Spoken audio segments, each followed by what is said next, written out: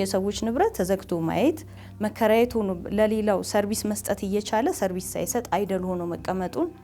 አይቼ ታዝቤን የተነሳው የሪል ስቴት ውስጥ እንዴት ማለት ግልጽ ይሁን ለተመልካቾች ሰዎች ቤት ያጡትም ሚከራዩት ያጡትም የተዘጋ ቤት ሞር ስላለ ኮንዶሚኒየሞች ላይ ባደረግሽው ጥናት ሰዎች ቤት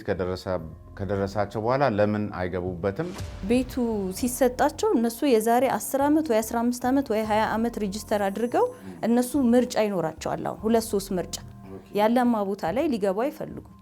ግን የማከራየት ግዴታ ሊጣልባቸው ይገባል በዚህ ደረጃ የተዘጉና አይደል የሆኑ ይሄን ለማስተንፈስ የሚችሉ ቤቶች አዲስ አበባ ላይ ይኖራሉ ብለሽ ታስቢያለሽ በሚገባ ለምሳሌ እስኪ ትየት 3 ወር ከዛ በላይ ያለፈው ቤት ካገኘ የመግባት መብት ሁሉ የሚሰጡ አገሮች አሉ የተዘጉ ቤቶችን ካለ ባለቤቱ ፈቃድ አጥርጥሶ መግባት በወንጀል ያስቀጣል አንድ ኮንዶሚኒየም 30,000 የምትከራይ ከሆነ የመንግስት ሰራተኛ ጣራ ደሞዙን ራሱ ብትመለከተው እንደ ወደ 15 ወደ 20 እንኳን እንዲወርድ ለማድረግ የተዘጉት ቤቶች ላይ ማለት ተገንብተው የተቀመጡት ቤቶች ላይ መሰራት አለበት እዚህ ከተማ ላይ በዋናነት የሰዎች የህሉና ጉዳይ የሆኑ ከመጡት ጉዳዮች አንዱ የቤት ኪራይና የትምህርት ቤት ዋጋ የመሳሰሉት ይመስሉኛል አንደኛ ያሉትን አይደል ቤቶች በአስቸኳይ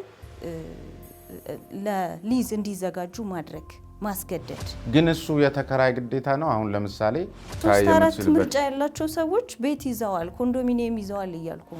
ለማጠናቀቅ የሚያስችላቸውን ላያገኙ የሚችሉበት እድል ሰፊ ነው ከዚያ ባሻገር ደግሞ ቢሮክራሲውን በራሱ የዚህ የግንባታ ፈቃድና ምናምኑም ብዙ እንትኖች አሉ ፊጋ ብትሄድ ሲሲዲ ብትሄድ ማአት ቤቶች አሉ ከ8-9 አመት በላይ የሆናቸው ቤቶች አሉ ከሪል ስቴት ደላሎችም ጋር በተያያዘ አንዱ አጀንዳችሁ ነው ባንኮች ላይ ብራንች ሲከፍቱ ብራንች የሚፈልጉት በሎካል ብሮከር ነው ይሄ መሆን የለበት ሰዎች እስኪ በምን ያህል ደረጃ ነው ንብረታቸውን የሚያጡት በምን ምክንያትስ ንብረታቸውን ያጣሉ ተለይቶስ እንዴት ያሉ ሰዎች ናቸው ንብረታቸውን ዝም ብሎ የሚነጠቁት በምን ምክንያት ውክልና ሰጥተው ከሄዱ በኋላ ደግሞ ቤቱን አይተው ገዝተው አስተዳድሩልኝ ይሉና ውክልና ሰጥተው ይሄዳሉ ሰጥተው ከሄዱ በኋላ ሙሉ ውክልና ካልሰጠሽኝ ስትመጪ አይደርስም የሚል ነገር ይሆንና ሸጠው ይጠብቋቸው